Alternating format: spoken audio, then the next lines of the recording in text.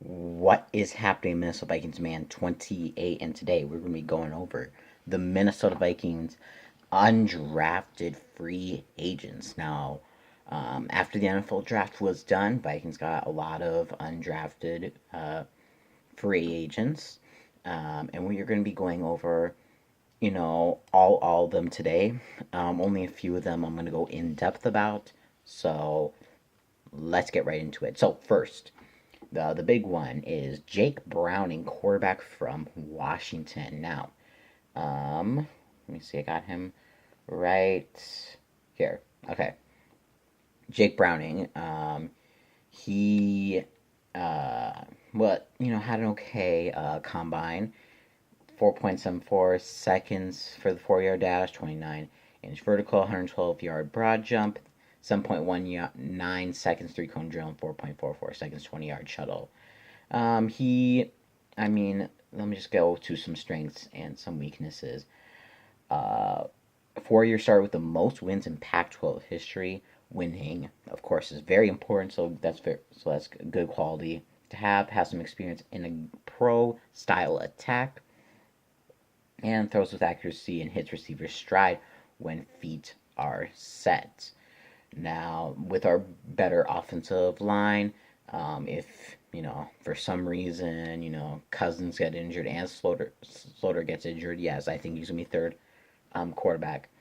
Um, he and our offensive line can help him put his make his feet set and get it to our receivers. Weaknesses: unimpressive frame or build, injured throwing shoulder in both 2015 and 16, so that's something to be worried about, and non-threatening arm strength. Yeah, so that is I'm not yeah. I mean, for third string quarterback, I'm okay with it. Next, we have got Micah Abernathy, safety from Tennessee. I'm just going to go over his 2018 season. He had 22 tackles and 16 assists, 38 total tackles, no interceptions. The only season where he got interceptions was in 2016. He got 2 interceptions for 26 yards. So that he is a defensive back, specifically safety. So, a little bit more depth at safety. Next, we got Kareem Blasingame, running back from Vanderbilt. Um, I don't know what's going to happen with this. I mean, we do need a lot more depth at running back. I know in draft we got a running back, but always need a lot more depth. I know we have Boone, but it's always good to have some more depth. Anything I really want to say about him? Built big and well built, and creates yardage with power. Um, so never total 100 carries or 450 plus rush yards in a season. So maybe just make him more, get more carries in maybe the preseason. Just see how he adjusts with that. Davion Davis, wide receiver. Not really much to talk about here. His big season was in 2017 with 1,206 yards and 17 touchdowns. Now, of course, I mean, you know, when we have a good wide receiving uh, group, it's not going to be too much of a big deal. Getting someone like this.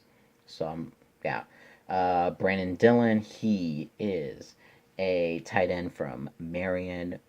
So as I was talking about, like the Irv Smith Jr. and Kyle Rudolph thing, it most likely Kyle Rudolph's not going to be here the next season, and Irv Smith Jr. will be the tight end. So we need some more depth at that position. So it makes sense. Alexander Hollins, wide receiver from Eastern Illinois. Same thing what I said about Davian Davis. Center John Kinyoy.